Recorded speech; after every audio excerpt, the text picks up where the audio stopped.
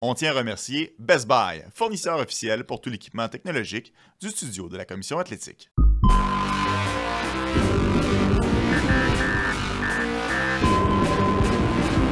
Radar, le podcast. Avec Pierre Lebrun et Anthony Desaulniers. 26 mars 2025, bienvenue à notre édition du podcast Radar. On le retrouve à l'instant, le seul et l'unique, Pierre Lebrun. Salut Pierre! Le 26 mars, la saison continue. Salut Anthony. La saison continue, mais la saison achève. On rentre dans une période vraiment plaisante. Honnêtement, tu te souviens l'année dernière dans l'Est, là, on avait l'impression que toutes les équipes perdaient et que personne ne voulait vraiment la dernière place. Là, on a le droit à des courses autant dans l'Est que dans l'Ouest. On a du bon hockey, Pierre. Oui, la saison traîne un peu pour moi. Moi, j'aimerais que les séries éliminatoires commencent la première semaine d'avril, comme le vieux temps, mais malheureusement, les séries éliminatoires commencent seulement le 19 avril. Anthony, ça n'a pas de bon sens. Ouais. Malheureusement, on ne va pas commencer là-dedans encore. J'ai déjà fait mes démarches sur le calendrier avec Gabe Bettman. Mais qu'est-ce qui est intéressant, je regarde ça ce matin parmi les équipes qui sont dans la course aux séries, là, comme le Canadien, les Flames. Calgary et Montréal, les deux ont 9 équipes dans les 16 ou 17 jours au mois d'avril. Ouais. 9 matchs, excusez, 9 matchs en 17 jours au mois d'avril, le Canadien et les Flames. Ça sera pas Fait que facile. là, tu te sens que c'est en fin mars, que la saison achève, mais vraiment, il y a certaines équipes il y a tellement de matchs à jouer. Là. Puis, qu'est-ce qui est intéressant, c'est ainsi de l'année, c'est quand tu regardes le classement, tu te dis, bon, ben, tu sais, Calgary ont 3 matchs en main sur Saint-Louis, alors c'est bon pour Calgary. Mais le problème, c'est qu'il y a tellement de matchs dans une période de congestion que je ne suis pas toujours convaincu que les matchs en main, c'est un avantage de la saison. C'est peut-être un avantage du calendrier quand tu peux de rentrer dans la course, ou etc. Mais à la fin de la saison, des matchs en main, je ne suis pas convaincu. Je pense que tu es mieux d'avoir fait ce que tu as fait avec tes points dans le classement, puis d'avoir un peu plus de journées de pratique, des journées de repos. Alors, on verra comment ça se déroule. Un point intéressant, c'est rare qu'on voit les matchs en main de cette façon-là, mais t'as pas tort, Pierre, quand on a la langue à terre ou qu'on vient de sortir d'un 4 matchs en 6 soirs ou 5 matchs en 8 soirs, des fois, le match en main, au final, il ne fait que t'épuiser, surtout lorsque tu affrontes un adversaire coriace qui, lui aussi, est dans une bataille. Ça va être intéressant. Le dernier match du Canadien de Montréal cette saison, c'est le 16 avril. Tu nous as dit que ça commencerait le 19, donc au moins, il y aurait une petite pause entre les deux, mais ça serait assez rapproché. Anyway, on verra si le Canadien sera en mesure de se classer d'ici là. Je pense que les équipes qui jouent les équipes qui jouent le 16 commenceraient les séries le 19. Les équipes qui doivent jouer le 17, je pense qu'ils attendent au moins jusqu'au 20, ce que la Ligue m'a dit. Alors, on verra bien comment ça se déroule. Écoute, je suis sûr que les partisans du Canadien espèrent d'avoir ce problème à la fin de la saison. Oui, tu peux être sûr qu'on l'espère fort ici au Québec, bien évidemment. On va en reparler du Canadien parce que tu t'es entretenu avec Kent Hughes dans les derniers jours. Ça s'en vient dans le podcast un peu plus tard.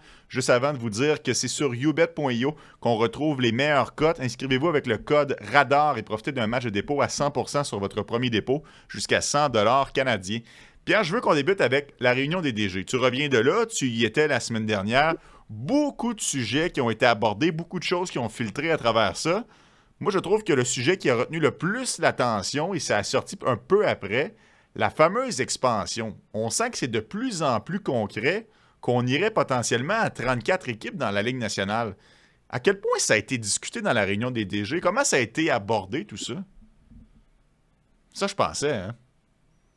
Non, parce que ça, c'est un sujet pour les gouverneurs et les propriétaires et non les DG. Alors, que ça a sorti là, quelques jours après la réunion des DG, c'est une coïncidence parce que la réalité, c'est que ça n'a pas été discuté à la réunion des DG. Les DG, c'est les règlements, c'est des affaires qui affectent les équipes le jour. Quand tu es directeur général, c'est ça qu'on se concentre à la réunion des DG. Mais quand ça vient à l'expansion, ça, c'est une conversation entre Gary Bettman et Bill Daly et les comités exécutifs des gouverneurs et les autres propriétaires. Ça, c'est au mois de décembre. Même hôtel, en Floride, que j'étais là au mois de décembre, mais ça, c'est différentes réunions, ça, ouais. Mais est-ce qu'il y a La quand même... réalité, c'est qu'il n'y a rien de nouveau. Je sais que les gens voient les reportages Mais comme j'ai parlé avec Bill Daly jeudi soir dernier, quand il y avait le reportage ESPN sur Houston, puis Bill Daly m'a confirmé tout ça. Il n'y a rien de nouveau. C'est que les équipes, il y a des groupes qui continuent d'appeler de Houston, d'Atlanta, etc. Puis la Ligue continue de prendre des réunions qu'eux autres. Mais comme Bill Daly m'a précisé, on n'est pas encore prêt d'aller là. On n'est pas encore prêt d'annoncer qu'on va faire l'expansion. Puis lui, il s'est arrêté là dans ses commentaires. Là, moi, je vais analyser ça entre les lignes. Là. Mm-hmm. La raison que la Ligue n'est pas prête à aller là jusque maintenant, c'est parce qu'il y a d'autres démarches à prendre avant qu'on peut penser à l'expansion. Premièrement, conversion collective. Ben oui. Ça, c'est la priorité de la Ligue nationale présentement. Puis Gary Bettman, qui nous a annoncé à la réunion des DG mercredi dernier que finalement, les négos officiels ont commencé avec l'association des joueurs la première semaine d'avril.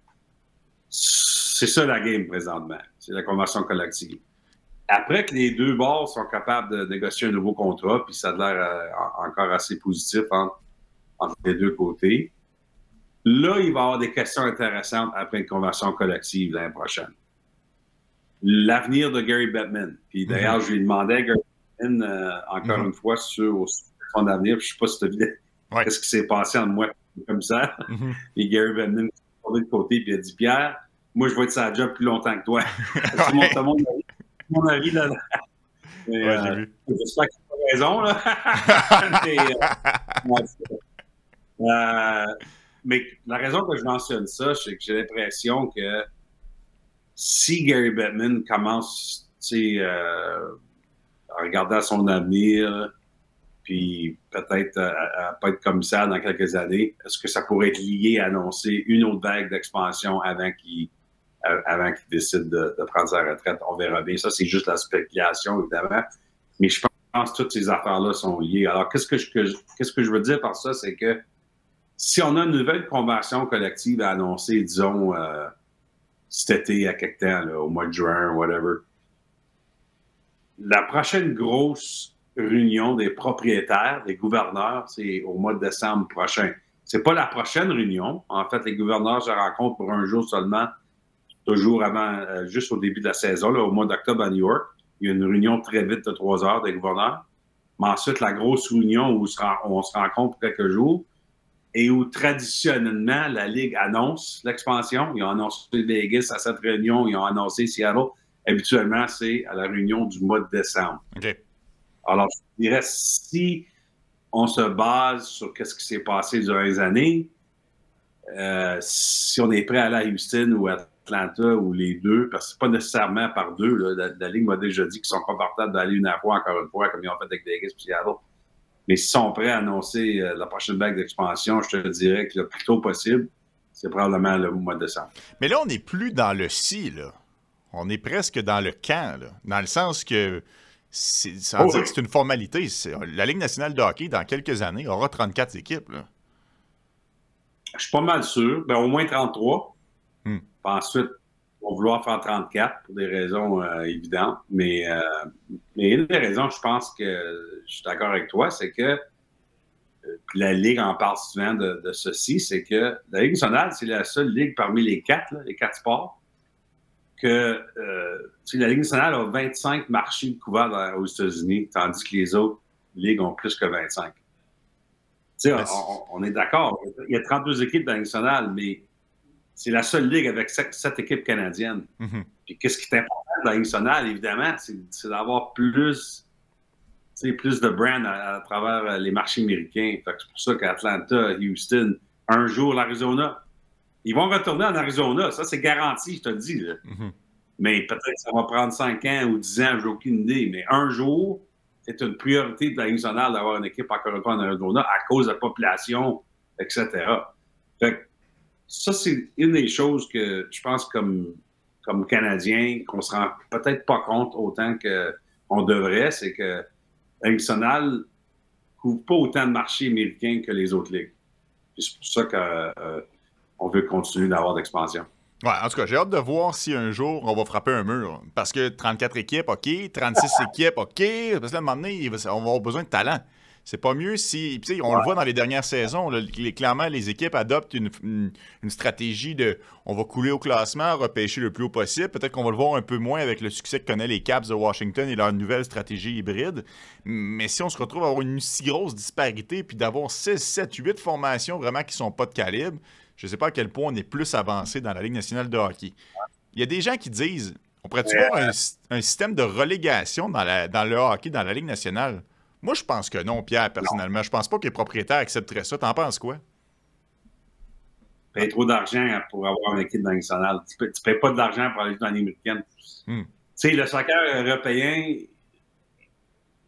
la réalité, c'est qu'eux autres, ça fait des années que le système est le système. Alors, c'est comme... Ils sont chanceux que c'est déjà là. Fait que le monde sont habitués à ça, etc. Là. Mais ça n'a jamais été le cas en Amérique du Nord. Puis à cause des prix qu'on paie, écoute, on parle d'expansion. Tu peux t'imaginer le prix pour Houston ou Atlanta quand ils vont rentrer dans la Ligue? Ça va être au moins double, sinon 3 fois le prix de Vegas. Ah, Vegas a fait tout un coup. Il n'y a même pas 10 ans. 500 millions US, et là, on parle de 1,5 milliard. Bon, on verra même si ça sera plus dans quelques années. Puis je suis d'accord avec toi, je ne verrais pas Jeff Molson être content d'affronter les Canucks d'Abbotsford ou le Crunch de Syracuse pendant une saison complète parce que le club est allé au fond du classement. Je pense pas qu'un jour, on va voir ça dans la Ligue nationale de hockey. Est-ce qu'un jour, on va voir l'exclusion du match des étoiles? Avec la cote de popularité qu'a eu la Coupe des 4 nations, moi, je vois pas comment la Ligue nationale peut revenir en arrière. Mais il est déjà confirmé, ce match des étoiles-là, pour le UBS Arena l'année prochaine, dans le coin de New York. C'est une bonne patate chaude pour la Ligue nationale de hockey. Ça a été abordé, Pierre, durant la réunion. Oui, puis j'avais sorti un reportage la semaine avant là-dessus parce que, justement, j'avais commencé à entendre parler du fait que là, la Ligue avait un peu de regret d'avoir annoncé une match des étoiles aux Islanders au mois de février 2024.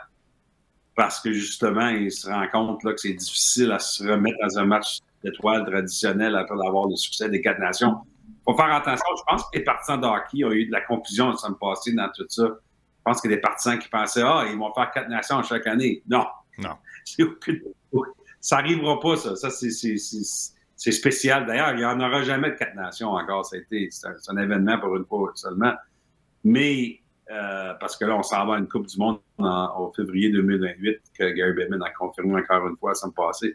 Mais c'est juste pour dire que les meilleurs joueurs au monde s'en allent aux Olympiques en Italie au mois de février prochain. L'idée de jouer un match d'étoiles traditionnel quelques jours avant les Olympiques, la comparaison, alors qu'est-ce qu'on verra, un match d'étoiles comparé au meilleur niveau de hockey au monde aux Olympiques, je pense que la Ligue s'est rendu compte que ça n'a pas de bon sens. Alors, ça m'a surpris que Gary Bettman a comme confirmé mon reportage de la semaine passée, juste dans le contexte que d'habitude, la Ligue ne veut jamais confirmer des choses de même jusqu'à temps qu'ils doivent faire une annonce publiquement. Mais il a confirmé que la Ligue repense leur idée pour le match d'étoiles à Long Island. Ça ne veut pas dire qu'il n'y aura pas un événement, par exemple, parce que ils ont promis un événement aux Islanders, puis deuxièmement, les joueurs qui s'en vont aux Olympiques vont quand même être à New York pour rentrer sur le même avion ou sur 2 ou 3 charters pour se rendre aux Olympiques. Alors, ça fait quand même du sens du côté logistique d'avoir quelque chose à New York juste avant que tout le monde s'en aille en Italie. Alors, qu'est-ce que la Ligue travaille dessus présentement? C'est d'avoir quelque sorte d'événement, que ce soit sur la glace ou non, on verra, mais ça ne sera pas un match traditionnel d'étoiles parce qu'on se rend compte que ça n'a pas de bon sens. Au final, on va donne les crédits pour reconnaître ce fait. Oui. Puis on veut faire 2 pierres d'un coup. On veut tirer avantage du fait que les joueurs sont là. On ne veut pas les épuiser non plus avec une compétition, disons-le, futile. Et tu as les commanditaires que tu veux être capable de récompenser parce qu'eux mettent beaucoup de sous dans l'événement. Puis c'est le match des étoiles, c'est pour les enfants et les commanditaires. C'est pour ça. C'est la raison d'être de cet événement-là.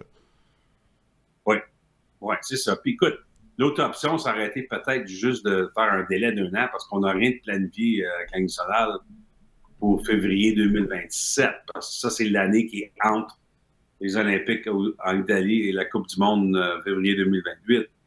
Mais je pense, comme je viens de dire, le fait que les joueurs se rencontrent à New York pour prendre des avions en Italie au-dessus de d'avoir quelque chose au moins. Puis c'est ça que la Ligue travaille dessus présentement. Ouais, puis tu fais bien de le dire, chapeau à la Ligue de reconnaître que parfois on fait fausse route. Tu sais, des fois, c'est pas évident, puis c'est pas donné à tout le monde. Ce qui est fascinant, par contre, c'est que dans ce cas précis-là, on s'est rendu compte qu'on a peut-être fait fausse route parce qu'on a vu la Coupe des 4 Nations. En ce qui a trait le repêchage décentralisé, on l'a même pas encore vécu et déjà, on entend qu'on va peut-être même changer d'idée. Oui, c'est intéressant.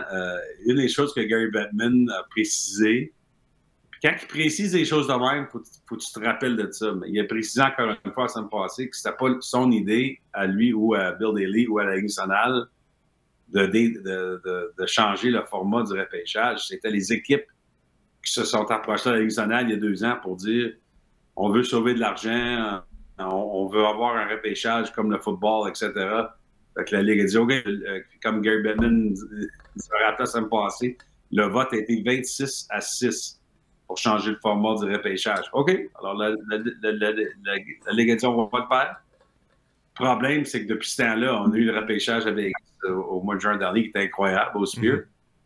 Et ça, il faut se rendre compte là, que le coût que ça coûtait à la Ligue nationale, c'était quasiment 3 fois le prix normal d'avoir un repêchage. Là. Fait qu'aller au Sphere chaque année, c'est pas vraiment une option, anyway.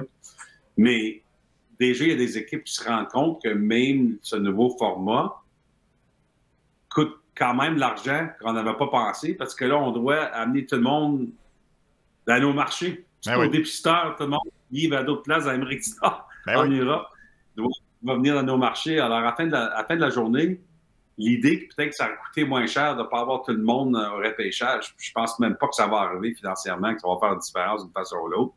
Alors ça, c'est un peu bizarre. Mais qu'est-ce que Gary Bettman a précisé, c'est que oui, après qu'on a ce nouveau format cette année, où que la plupart des gens restent chez eux, on va parler aux équipes pour voir s'ils veulent rester avec le format ou revenir au format traditionnel. Ouais. Alors, je pense que l'avantage de ce format-là, c'est que tu peux parler à voix haute. À la place de devoir chuchoter et de consulter à la dernière seconde, OK, ce joueur-là est sorti, on le sait qu'on a notre liste, on est tout sûr, on veut-tu y aller avec ça, on a une transaction, on a le board. À la place d'être vraiment dans ton confort de tes bureaux, puis de vraiment pouvoir s'exprimer à haute voix avec tes différents dépisteurs.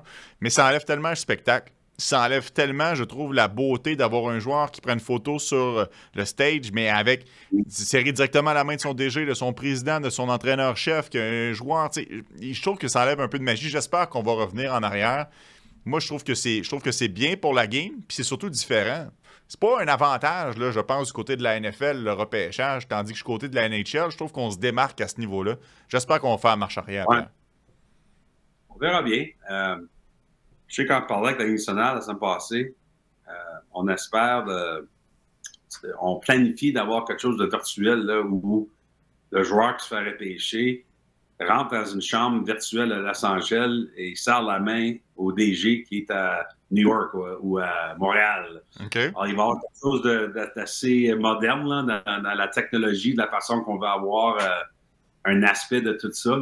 Je ne sais pas si je l'explique comme faux, là, mais je pense que la Ligue nationale est excitée de certains aspects là, de ce qu'on va voir au mois de juin.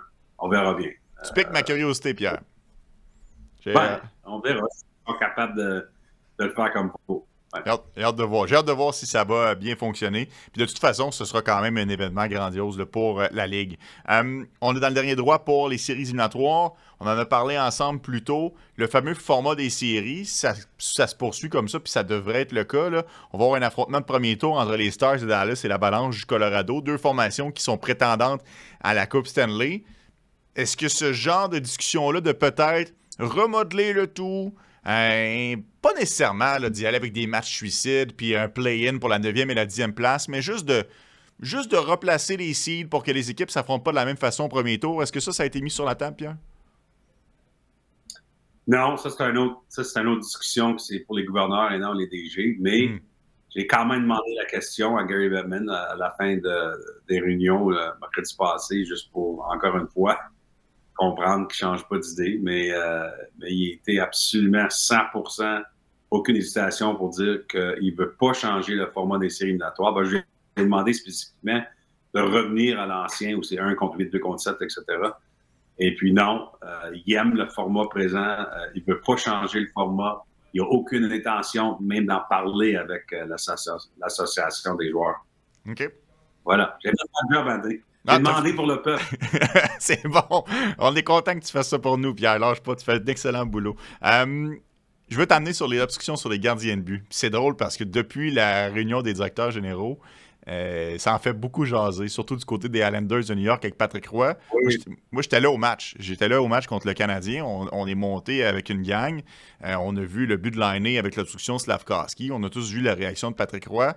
Et là, finalement, pas plus tard qu'il y a quelques jours à peine, Carl Palmieri qui croit donner la victoire à son équipe. Finalement, on refuse le but. Patrick Roy est en beau maudit en point de presse, mentionne que si Toronto n'a pas le courage de prendre des décisions, pourquoi on a besoin de Toronto? Difficile d'être en désaccord avec lui, Pierre. Le règlement est tellement nébuleux, c'est pas évident à suivre. Est-ce qu'il a été un peu éclairci lors de cette réunion-là? Est-ce que quelqu'un a envoyé le mémo à Patrick Roy? Oui, d'ailleurs, la Ligue Racing, nous autres diraient que le règlement n'est pas nébuleux. C'était justement le point de tout ce qu'ils ont fait la semaine passée, non seulement pour les DG. Les DG ont passé 1 jour et demi sur ça. De plus de temps que j'ai jamais vu la Ligue et DG passer du temps là-dessus. 1 jour et demi, ils ont été à travers de 54 exemples de contestation. Puis parmi les 54, le groupe était d'accord sur 52 des 54 décisions de la Ligue cette année.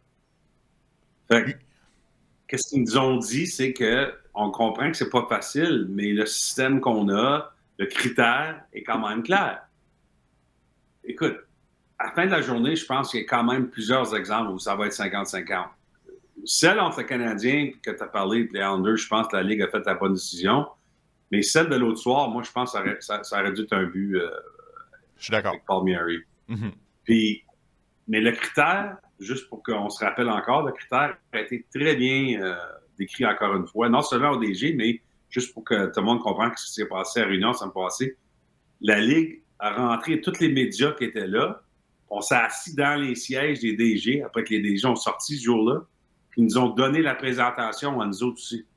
Pendant on n'a pas fait 54, nous autres. On a fait 7 ou 8, exemple. Puis il y en a un que j'ai mis ma main, j'ai dit, je suis pas d'accord, puis j'étais le seul. C'est Yannick Gourde, il est devant le gardien, puis ils ont décidé qu'il n'y avait pas de but. Moi, je trouvais que c'était un but. Parce que moi, je trouve que la ligne est trop loin, là, où aucun contact avec le gardien, on n'a plus de but. Puis je trouve qu'on a été trop loin. Là. Je comprends pourquoi que ça a tout commencé il y a 15 ans, quand j'allais à la réunion des DG, puis Ryan Miller vient de se faire bouleverser par Milan Lucic, je pense, dans le temps. C'est sûr qu'on a fait beaucoup de travail pour protéger les gardiens durant les années, mais là, je pense qu'on a été trop loin. Puis c'est vraiment, il y a des buts qui se font rappeler, là, que je trouve qu'il n'y a pas bien d'interférence. Il n'y a pas grand d'interférence. Mais le critère, juste pour que finalement je me rende là, le critère est très simple. Est-ce que le joueur est dans la zone bleue? Comment que le joueur s'est rendu là? Et puis, est-ce que le gardien a le temps de se replacer et de jouer sa position en temps après l'interférence? C'est les 3 morceaux du critère qui nous a été rappelé encore la semaine passée quand on était là. Ouais. Mon problème avec le but qui n'a pas été alloué l'autre soir à Long Island, c'est que Carl Palmieri est sorti de la zone bleue et je trouve que le gardien avait le temps de se replacer avant que le but rentre. Mais qu'est-ce que Toronto a décidé? C'est qu'il y avait quand même eu de l'interférence qui a continué d'influencer le jeu jusqu'à la fin, même si Palmieri est sorti du bleu. Je suis pas d'accord, mais j'ai parlé à d'autres équipes de ce jeu juste pour voir des gens qui étaient neutres, là, que c'était pas leur équipe. Puis ils ont été d'accord, eux autres. Okay. Alors, eux autres, ils sortent des DG, puis ils croient qu'ils comprennent le critère. C'est sûr que les Islanders, dans le moment, c'est émotionnel. L'équipe qui perd le but dans un moment de même ou dans une course d'une série, ça va toujours être émotionnel. C'est sûr. Mais je te dirais que la réaction que j'ai eue de d'autres équipes dans les derniers jours, c'est qu'ils comprennent pourquoi que ça a été la décision. Ben oui, Palmieri en point de presse qui dit Je savais pas que le gardien de but avait besoin de 5 minutes pour se replacer pour que le but soit bon par la suite. Fait que clairement, il y avait de la frustration. Tu sais, Pierre, dans la NFL, là, quand il y a des jeux contestés, on peut penser au 4e essai de Josh Allen dans la série contre les Chiefs, qu'on voit pas le ballon. Puis là, finalement, l'arbitre dit « The call stand ». Puis il y a une grosse différence entre « the call stand » et « the call is confirmed ». Parce que « the call is confirmed », ça veut dire que l'arbitre, hors de tout doute, avec la reprise vidéo, est en mesure de prendre sa décision. The call stand, ça veut dire on n'est pas sûr, fait qu'on garde la même décision qu'on a prise sur le terrain. Si Paul Mary, ça avait été appelé but directement sur la glace, est-ce que tu penses qu'on l'aurait renversé? Non. Non. Puis je pense le fait que la décision de l'arbitre, je pense, ce soir-là, a eu une grosse influence sur la décision de Toronto. Je pense que c'est ça qui frustre Patrick Roy. En fait, c'est une des choses qu'un autre DG m'a dit cette semaine, que lui, sa seule critique dans tout ça, c'est que pourquoi que les arbitres doivent toujours prendre une décision s'ils ne sont pas sûrs? Pourquoi qu'ils ne peuvent pas dire on n'est pas sûr d'une façon ou l'autre, on va aller à Toronto pour nous influencer? Mais c'est pas ça qu'on a. Les arbitres sont comme forcés ou ils se font demander par la Ligue de prendre une décision sur la glace. Puis écoute, quand les médias ont eu leur séance là, avec la Ligue nationale dans ce passé, durant cette présentation, Gary Bettman lui-même s'est assis avec les médias. Puis il a regardé toutes les choses avec nous autres. Puis une des choses que Bettman il n'a pas dit grand-chose durant la présentation, mais il y avait un instant où il a mis sa main puis il a dit c'est important pour nous autres que tout le monde comprend que ce que les arbitres ont décidé sur la glace, c'est très important. Puis tu devrais être sûr de ton coup si tu fais une contestation que c'est 100% pas le bon corps. Alors, je pense que ce qu'il dit entre les lignes, c'est que Bettman et la Ligue essaient de faire comprendre à tout le monde qu'est-ce qui est collé sur la glace, c'est très, très, très important. On n'essaie pas de défaire les corps sur la glace, au moins qu'on n'a vraiment pas le choix. Ouais. Puis ça, mentalement, c'est important pour que tout le monde le comprenne. Parce que ça départ de là. Ouais. On veut rappeler, dans le fond, que le jeu est arbitré par des humains à la base et non la machine. Ouais. C'est un peu ça au final. À moins que l'humain ait vraiment fait une erreur évidente, la décision va être conservée. Mais moi, sais-tu qu'est-ce que ça m'amène à penser? C'est que des fois, tu sais, maintenant, on peut revenir en arrière pour une punition majeure. On peut aller à la reprise et revenir sur notre décision. Ouais. Fait que les officiels, en cas de doute, on appelle la majeure et on va aller se servir de l'outil par la suite. Moi, c'est un peu ça que tu dis. Je suis pas sûr, je ne rendrai pas de décision. Et à la lumière de ce que les images me donnent avec l'extra ralenti, les 8 angles de caméra, je prendrai la meilleure décision éclairée par la suite. Alors que si j'ai pris une décision, je me rends compte que c'est peut-être pas la bonne, mais j'en ai pas assez pour la renverser. Je trouve qu'il y a un problème. Mais bon, je comprends la façon que Gary Bettman l'avance. Puis si c'est comme ça qu'on voit ça du côté de la Ligue nationale de hockey, bien, ça explique bien des choses. Et là, c'est aux entraîneurs-chefs à s'ajuster. Je pense que j'aurais raison, mais j'en suis pas convaincu. J'évite le 2 minutes et je demande pas de contestation. Oui, c'est ça. Justement, c'est ce que Bettman vraiment veut dire, c'est qu'il veut que les entraîneurs appellent moins de contestation. C'est vraiment ça qu'il dit, je pense, à la fin de la journée. Écoute, de toute façon, je suis d'accord avec ça, moi aussi. Là, parce que ça fait moins de délai, mais tu sais, le problème, c'est que le cauchemar pour la Ligue, ils ont été chanceux l'année passée dans la finale de la Coupe, il n'y a eu aucune contestation avec l'interférence des gardiens de but. C'est quasiment incroyable. Mais le cauchemar, c'est évidemment le 7e match de la finale de la Coupe Stanley. Puis tu as une contestation qui est 50-50 comme l'autre soir. Ouais. Puis c'était quand même le dire, c'est pas 100%. Moi, je pense que ça aurait été un but, mais ça, je dis pas que c'était 100% clair. Mais il y en a vraiment des exemples qui sont 50-50. Ouais. Puis c'est la réalité, c'est qu'on peut avoir une Coupe Stanley décidée dans un moment précis de même. Ouais, tu sais, mettons, je sais pas, je dis ça comme ça, mettons un Brettol là, avec un patin dans la peinture bleue. Là, quelque chose comme ça, mettons. Là. Ça serait peut-être pas une bonne idée pour la Ligue nationale de hockey. Tu sais, je le dis à la blague, mais ça a été un cauchemar pour la Ligue. Que le but est pas bon. Et finalement, ça a été un bon but. Et ça a amené directement à la victoire des Stars. L'exemple que je te donnerais, c'est que si, sans tricher, toi et moi maintenant, on a essayé de penser au but gagnant de la Coupe Stanley en 1999 et 2025, Je pense qu'il y en a une gang, on a oublié déjà. Mais on n'a pas oublié 1999. C'est vrai. Je peux t'en nommer peut-être 7-8 dans le tas. Puis là-dessus, tu as des buts en prolongation. Ou mettons, Fleury. C'est un arrêt sur les Red Wings. Mais si le but gagnait... Ouais. L'harceleur, tu sais, l'harceleur avec les Caps, des choses comme ça. Mais de façon générale, Alec Martinez avec les Kings. Mais je peux pas tout te nommer, c'est sûr et certain. Mais 99, ça, je m'en souviens. J'écoutais même pas le hockey. Ça te donne une idée? J'étais trop jeune.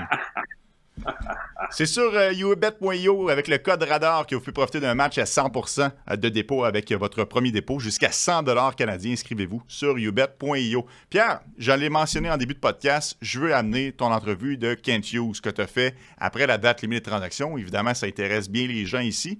Puis c'est fascinant parce que même si Kent Hughes n'a pas procédé à de transactions, je trouve qu'il y a une panoplie de sujets à aborder. Il est sorti d'une séquence avant la Coupe des 4 Nations qui s'allait vraiment pas bien. On a échappé 8 matchs sur 9. On n'était pas du tout dans une bonne passe. Il a mis au défi son capitaine. Il a mis au défi son équipe de bien réagir. Ils sont sortis en force et finalement, Kent Hughes a écouté son club et a décidé de ne pas procéder à de transactions. Est-ce que ça, c'est pratique commune à travers la Ligue? Est-ce qu'on voit souvent des directeurs généraux comme ça lancer des défis à leur équipe? Mais si tu fais ça, tu n'as pas le choix de suivre tes paroles. Là, même s'il y a une grosse offre de transactions qui s'en viennent, là, tu t'es un peu peinturé dans un coin.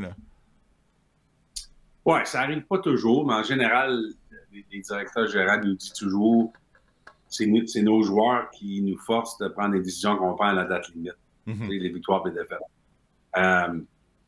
Que j'ai parlé de Kent Hughes le lendemain de la victoire contre Ottawa la semaine passée. Alors évidemment, c'était une grosse victoire.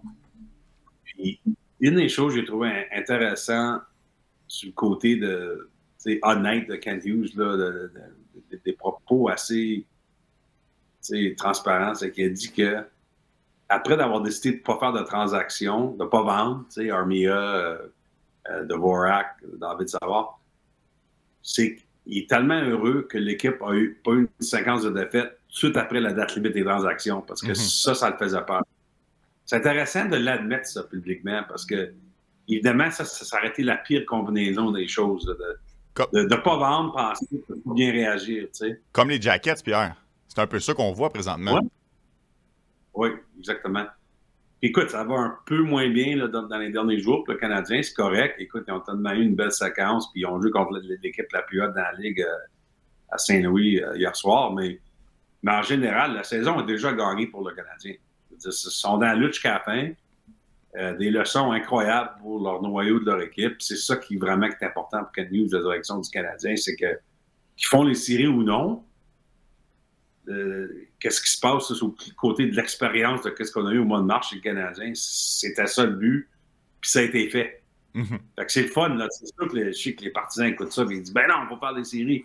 C'est sûr, tout le monde va faire des séries si tu fais partie du Canadien. Mais la réalité, c'est quand tu parles avec le réalisme, où que la direction était au mois de septembre au tournoi de golf du Canadien, si je leur ai dit qu'il était à 1 point dessus dans la course des séries le 26 mars, il aurait pris ça comme faux. C'est même pas proche. Non. Ça, c'est important. Mais l'autre chose que Kent Hughes aussi voulait me préciser dans cette entrevue à la fin de la réunion des DG la semaine passée, c'est que je pense qu'il a trouvé qu'il n'a pas été bien compris dans une entrevue qu'il avait faite quelques jours avant, où il parlait de peut-être surpayer dans des échéances cet été. Il a comme calmé les nerfs un peu dans mon entrevue. Là. Il avait essayé de faire un point, puis je pense pas qu'il était capable de le faire de la façon qu'il voulait le faire. Qu'est-ce qu'il dit, c'est que c'est sûr que les Canadiens, ils vont essayer de transiger cet été, comme toujours. Je veux dire, les Canadiens sont très agressifs. Mais c'est pas l'été où le Canadien, tout à coup, là, la fenêtre explode, puis ils peuvent faire n'importe quoi. Ça, c'est encore dans les... C'est encore une équipe qui bâtit. Alors oui, ils veulent s'améliorer. Évidemment, ils veulent aller chercher un joueur de deuxième centre, etc. Mais ça ne sera pas en risquant l'avenir de l'équipe. Il y a quand même la balance dans la décision du Canadien cet été, encore une fois. Puis il a vraiment voulu préciser ça. Ouais. La façon dont je l'interprète, c'est qu'il mentionne qu'il préfère surpayer via transaction en dépensant les actifs plutôt que de surpayer un agent libre de 29-30 ans qui va devenir un mauvais contrat? Parce qu'au final, puis moi, l'exemple qui me vient en tête, c'est Chris Tanev à Toronto. Chris Tanev, ce sera peut-être pas un bon contrat dans 3-4 ans. Mais peut-être que c'est la pièce manquante pour permettre aux Leafs de faire une run maintenant. Et elle est là, la différence. On parle de deux formations qui ne sont pas du tout à la même place dans leur cycle. Et Kent Hughes ne peut pas se permettre... Exact. Si Kent Hughes va chercher un agent libre, que les bonnes années, c'est les 3 premières années du contrat, puis les 4 autres sont plus ordinaires, mais que toi, tu compétitionnes pour la Coupe en 2029... Ben là, t'as l'air un peu niaiseux au final. Fait que je pense que c'est un peu ça que Kent Hughes l'a mentionné. En tout cas, moi, c'est comme ça que je l'ai interprété, Pierre. C'est comme ça que tu l'as mentionné? Oui, non, c'est ça. C'est juste que je pense qu'il voulait faire sûr que les partisans du Canadien comprennent là, que il ne va pas aller changer leurs 3 meilleurs jeunes espoirs pour un joueur qui a 29 ans non plus. Là, Oui, ils vont vouloir transiger, mais ils veulent quand même que ça fait du sens pour que l'équipe. Faut que ça fait du sens pour que l'équipe se voit dans 5-6 ans. Exact. Et c'est sûr, là, dans les prochaines années, c'est de faire les séries chaque année, de continuer d'améliorer, c'est sûr. Là, ils sont dans une nouvelle phase, le Canadien. Mais ils ne sont pas dans la phase où il manque seulement un morceau pour gagner la Coupe non plus. Fait que, il y a quand même des années à faire entre ça. C'est ça. Un joueur qui aurait eu du sens dans cette optique-là de transaction, qui peut t'aider maintenant, mais qui peut t'aider aussi dans le futur, c'est Dylan Cousins, du côté des Sabres de Buffalo. Ça a été bien documenté à Montréal.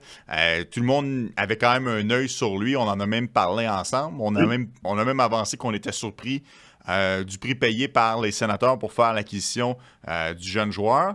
Kent Hughes avait lancé son chapeau dans la discussion, je présume, Pierre. Est-ce qu'il t'a parlé un petit peu de les négociations, comment ça s'est passé avec son homologue Kevyn Adams?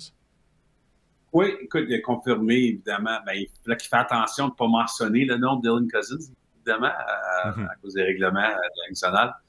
Mais tu sais, il a expliqué dans notre entrevue que ça aurait été difficile de transiger avec Buffalo, malgré l'intérêt du Canadien pour Dylan Cousins.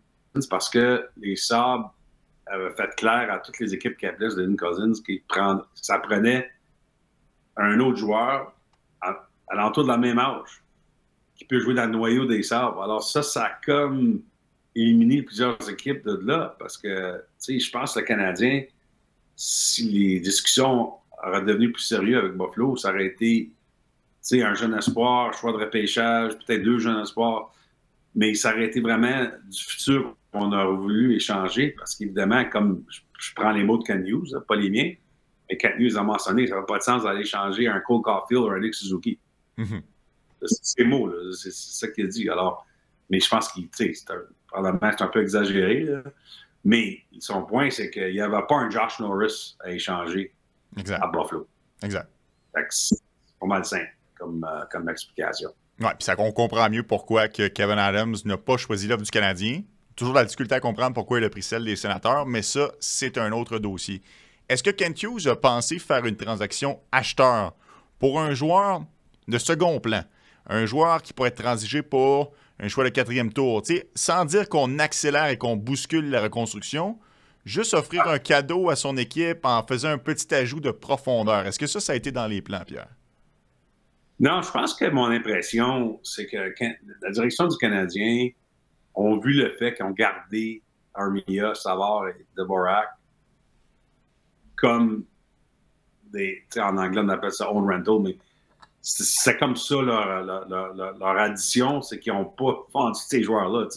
C'était ça vraiment le cadeau à date limite. Puis t'entends souvent ça des équipes qui sont sur la bulle comme le Canadien. Derrière Vancouver, à la fin de la journée, au bout de la ligue, on fait la même chose avec Brock Besser, malgré le fait que les Canucks ne font pas peut-être les séries. C'est qu'en gardant un joueur qu'on aura pu vendre, c'est pour dire à notre équipe c'est important d'essayer de faire les séries cette année aussi. Fait qu'on l'a vu avec Calgary, ils n'ont pas vendu personne. Fait que certaines équipes, ça bulle. C'est ça leur version d'être acheteur, c'est de ne pas enlever de la formation. Mais en même temps, Patrick Allvin, s'en est pas caché en point de presse, Brock Besser était sur le marché. Il aurait, si l'offre avait été là, il l'aurait appuyé sur la gâchette. Est-ce qu'il y avait un monde parallèle ou est-ce que Joel Armia aurait pu partir? Quel était le prix fixé? Je présume que Kent Hughes l'a placé assez haut pour s'assurer de ne pas le donner pour un vulgaire choix de milieu de repêchage. Là. Quel était le prix que Kent Hughes attendait pour Armia? Oui, ben, ce que Kent Hughes m'a dit dans l'entrevue, c'est que son prix a monté dans les derniers jours parce qu'il était prêt à le garder. Alors, il a dit aux équipes, il s'excusait quasiment aux équipes parce que c'est un prix très haut pour Yoel Armia, mais c'est le prix que le Canadien était prêt à... C'était leur ligne. Alors, je ne sais pas exactement c'était quoi le prix. J'imagine que c'était un choix de deuxième ronde. Mais à la fin de la journée, Kent Hughes a dit que ça n'est même pas venu proche d'aller changer. Sur le côté d'Alvin, je l'aurais précisé, Patrick Alvin, le DG des Canucks, lui aussi, j'ai fait une entrevue avec la semaine passée. Et puis oui, il m'a précisé qu'il y a eu plusieurs discussions avec les équipes au sujet de Brock Besser, mais que le marché n'était pas d'accord avec la version de Brock Besser que les Canucks croient dans sa valeur. Alors, c'est intéressant ces discussions-là après la date limite parce que, écoute, moi je pense pas que Brock Besser va signer avec les Canucks. Je pense que Brock Besser s'en va au marché le 1er juillet. Alors, si les Canucks manquent les séries, c'est ça qui fait mal. Tu as pris une chance, puis tu vas avoir rien pour Brock Besser. Mais écoute, on comprend pourquoi, parce que quand ils ont fait la date limite, je pense que les Canucks, c'est le 8e dans l'Ouest. Alors, c'est pas des décisions faciles quand tu es sur la bulle, quand tu es sur la ligne, parce que c'est facile de se faire critiquer 2 mois plus tard ou 6 semaines plus tard quand la série est finie. Si les Canucks font des séries, je pense que la direction des Canucks vont se faire critiquer beaucoup. Je pense que le Canadien beaucoup moins, parce que je pense que les partisans du Canadien reconnaissent le fait qu'à la fin de la journée, aller chercher un autre choix de 2e ou 3e ronde pour certains joueurs pour la fin du monde. Ils ont tellement de choix de repêchage à Montréal. Mais c'est quand même des décisions difficiles. C'est toujours facile d'être top 3 dans la conférence ou une des pires formations quand tu es à date limite, parce que c'est clair tes priorités. Exact. Mais puis, tu sais, sans manquer de respect à Armia ou à Dvorak ou Savard, Brock Besser a un statut quand même plus important. On parle d'un retour plus important. Donc, tu craches sur quelque chose de pas mal plus gros. Donc, ça fait plus mal. Et le Canadien n'est pas exactement au même endroit que les Canucks. Les Canucks ont une saison rocambolesque. Au début de la saison, on aurait pu les placer comme une équipe prétendante à ramener la Coupe Stanley au Canada. Si on rate les séries, c'est un échec pas mal plus gros que le Canadien. Regarde, on conserve nos joueurs parce qu'on s'en va dans la bonne direction. C'est de l'apprentissage. Qu'on les perde pour rien ou non à la fin de la saison, ben, ça aura permis aux Suzuki, Caulfield, Slafkovsky, Hudson, etc., d'avoir l'expérience d'un dernier droit vers les séries éliminatoires. Donc, c'est quand même 2 situations qui sont un petit peu différentes. Là. Oui, je suis d'accord, absolument. Puis d'ailleurs, tu viens de le dire, alors l'argument à la fin de la journée, c'est que si le Canadien décide de ne pas signer Armia parce qu'on veut donner des opportunités à d'autres jeunes joueurs là, dans l'organisation. Puis je ne dis pas qu'ils ne signeront pas, je veux juste dire, si on ne signe pas Yoel Armia, ils ne l'ont pas vraiment perdu pour rien parce que tu viens de le dire. Le fait qu'on l'a gardé, ça aide le désavantage numérique dans des gros matchs. Puis les autres jeunes joueurs de la formation connaissent des moments importants dans leur carrière à cause qu'on a gardé tout le monde. C'est tout lié, ces affaires-là. Puis ça, je pense que c'est quelque chose que les dirigeants, il y a 20 ans, quand je leur parlais, il y a 20 ans, on pensait moins à ça. On avait toujours peur de perdre des joueurs pour rien le 1er juillet. Puis il y a 2 choses qui s'est passées durant les années. Un, c'est ce qu'on vient de dire, c'est la valeur de quand même garder un joueur pour un autre 2 mois. L'autre, c'est de gagner de l'espace de plafond salarial, des fois, c'est un gain, même si tu parles de joueur. Tu as quand même gagné de l'espace de plafond salarial. Puis ça, je trouve que les organisations modernes sont capables de regarder ça puis voir ça comme un atout au lieu d'être peur d'avoir perdu un joueur. C'est intéressant parce que toutes les équipes, sans exception, vont avoir plus d'espace sur la masse salariale dans les prochaines années. Ça sera intéressant de voir quand on va s'asseoir dans 4-5 ans comment cet espace-là a été utilisé. Qui a appris? Qui s'est gardé un certain lousse? Qui est retourné immédiatement à la gorge parce que là, il avait un surplus d'espace qu'on pouvait se permettre de dépenser plus rapidement sur le marché des joueurs autonomes. Juste avant qu'on aille là-dessus, parce que je vais t'amener sur Barry Trotz dans quelques secondes, tu as une citation dans ton texte que j'ai bien aimée par rapport à Kent Hughes. Il y a un de ses homologues qui trouve que l'équipe du Canadien, que Kent Hughes est en train de bâtir, elle lui fait peur. Ça, j'ai trouvé que c'était quand même fort, Pierre, comme citation. Puis, qu'est-ce qui est intéressant, c'est que je ne parlais même pas du Canadien avec ce DG-là. On parlait d'autres choses, puis on était off the record, là, mais c'est pour ça que je ne peux pas mentionner c'est qui. Mais je pense que j'avais peut-être mentionné que j'étais pour faire une entrevue avec Ken Hughes le lendemain, puis il m'a dit ça, cette équipe-là me fait peur. C'est ça qu'il m'a dit. Il dit ils sont bâtis comme faux, et ils s'en viennent. Ouais. Ouais, ça, c'est une toujours bonne le fun nouvelle. d'entendre Ben oui. formation. Ouais. Très bonne nouvelle pour la suite des choses pour les partisans du Canadien de Montréal. Avec l'application League2Go, vous n'avez plus à courir après les remplaçants ou encore après votre argent. L'application League2Go va s'occuper du reste. League2Go. Bon, je veux t'amener sur Barry Trotz parce qu'on vient de parler de contrats qui parfois peuvent mal se terminer. Trotz a tenté d'y aller pour la clôture lors du marché des joueurs autonomes l'été dernier. On se souvient tous, Stamkos, Marchessault, Brady Shea, ça a été quand même très fort. Ça n'a pas bien tourné. Tu t'es entretenu avec lui, Pierre. Est-ce qu'on s'attend à conserver le même noyau l'année prochaine? Est-ce qu'on va refaire la même... C'est quoi la stratégie de Barry Trotz? Comment est-ce qu'il va pouvoir se sortir de ce pétrin-là? Ben, écoute, je te dirais qu'il espère que l'équipe va avoir un bounce-back. C'est une équipe quand même qui a fait les séries éliminatoires l'année passée. Puis, comme lui il a dit dans l'entrevue, ils ont commencé avec 5 défaites puis ils ne sont jamais repris depuis ce temps-là. Ils ont fait un trou dans le classement. Ils n'ont jamais été capables de se replacer toute la saison. Il est très déçu. Mais en même temps, il n'y a aucune... il ne pense pas d'essayer de complètement défaire là, sa formation puis de tout faire au nouveau parce que à la fin de la journée, c'est une saison décevante, mais ça ne change pas le plan en général. Le plan en général, ça a toujours été qu'ils ont plusieurs jeunes espoirs qui aiment beaucoup dans l'organisation. Ils vont être prêts dans 2-3 ans. Fait que l'idée, ça a toujours été d'avoir des vétérans pour amener l'équipe à cette vague-là, à cette étape-là pour l'organisation. Fait que, il dit ça va arriver quand même, mais la seule chose qu'il a ajouté, c'est que peut-être on doit ouvrir plus de portes plus vite pour certains jeunes joueurs après ce qu'on a vu cette année. Alors, puis je vais dire l'autre chose qui est intéressant, c'est que j'avais fait une entrevue avec Barry Trotz aussi le lendemain de l'échange d'Alexandre Carrier à Montréal. Et puis, une des choses qu'il m'avait dit ce jour-là, au mois de décembre, c'est qu'il pensait d'être agressif encore une fois le 1er juillet pour aider l'équipe à se tourner de bord puis de vite fait rentrer dans les séries l'année prochaine. C'est pas ce qu'il a dit quand on s'est parlé dans les derniers jours.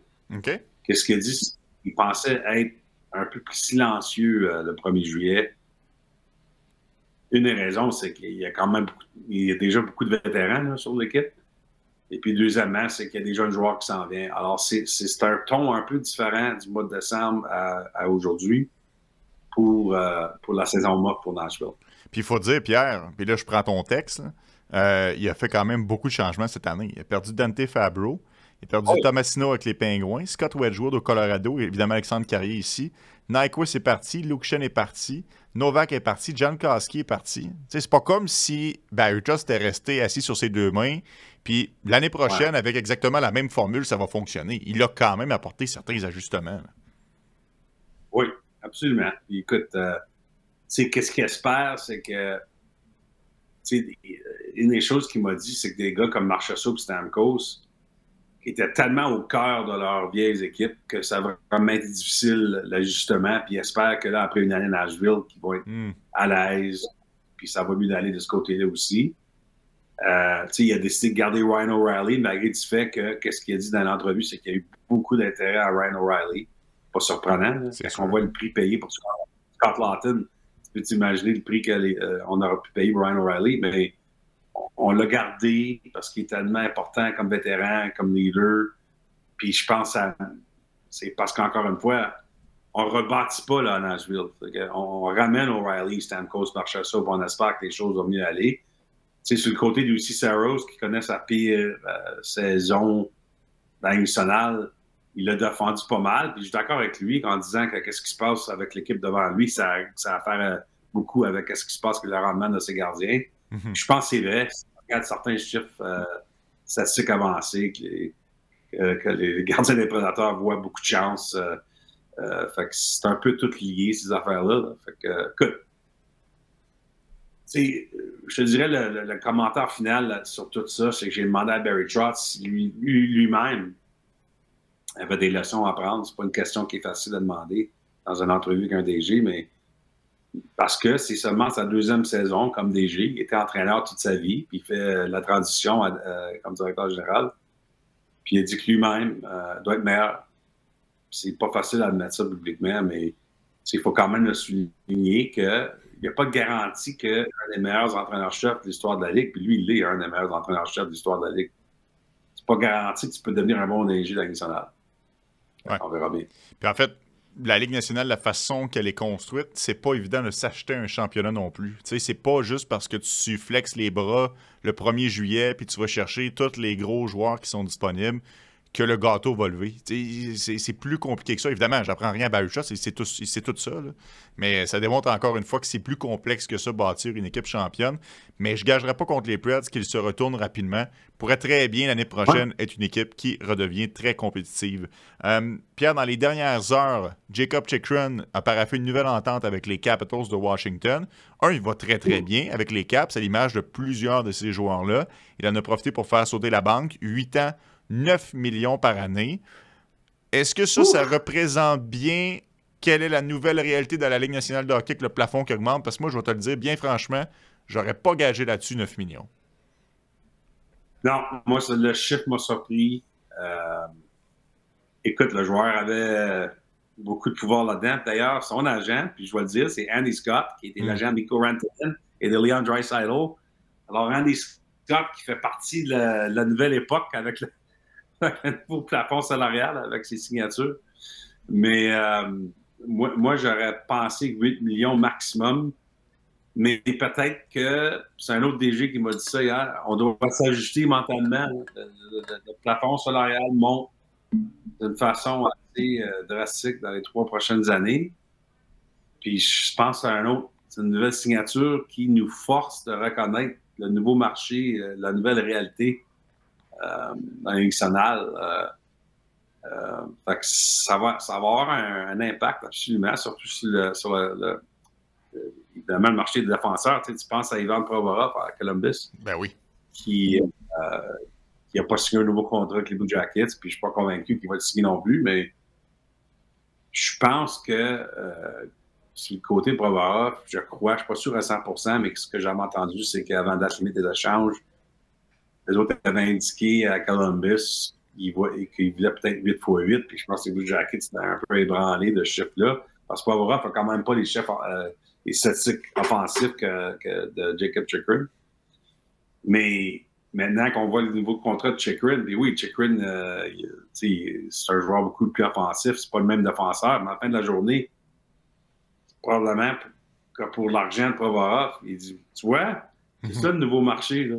Ça va peut-être leur donner même plus de confiance de continuer de vouloir un certain contrat.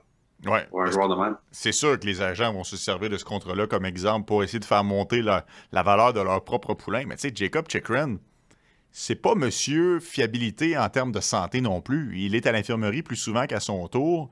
Il se va très, très bien avec les Capitals, mais avec les Sénateurs, ça a été plus compliqué. Moi, j'ai vraiment été surpris, honnêtement, mais en même temps, il est à une période de sa carrière où est-ce qu'on achète des années d'autonomie.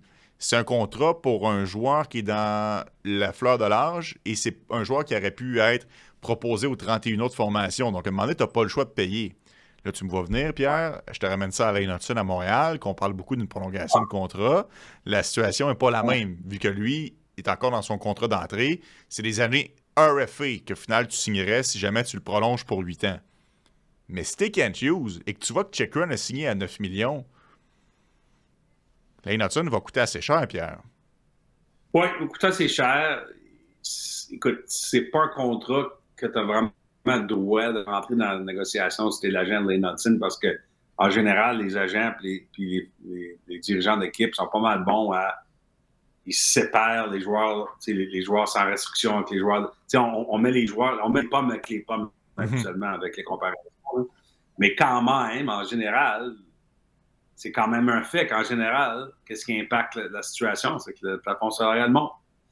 Fait que ça, c'est une réalité pour tout le monde. Que tu sois un jeune joueur ou un vétéran, ça va influencer tout le monde. Fait que c'est sûr que ça va avoir une influence là-dedans. Ouais, bon, là, je le sais que je te demande ton opinion à toi, puis t'as pas nécessairement là, de mots à dire là-dessus, mais je vais te le demander quand même. Il n'y a personne qui gagne moins que Nick Suzuki.